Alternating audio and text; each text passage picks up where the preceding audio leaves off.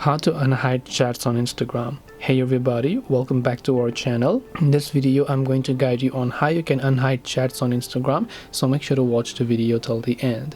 In order to unhide chats on Instagram, all you have to do is go ahead and then first of all launch the Instagram application over here. If there's a certain chat that Instagram might think that they don't know you or something like that, Instagram will automatically hide them and send them to the messages request tab or to the spam folder. So what you can do is instead just tap on the share option from the top right DMs tab. Now if you know that person, you will find them here. If you don't, then Instagram will move them to the request folder. So you can tap on the request folder here. Then once you've done that, you will see the hidden request toggle. So you can tap on hidden request option and then you'll be able to go ahead and then hide those requests and then unhide those chats that are currently hidden here by simply responding to them. This way you should be able to go ahead and then basically unhide chats on Instagram. Hope this video was very helpful. If you have got any more questions, feel free to also leave them down below. Thank you for watching till the very end of this tutorial and see you soon in the next video.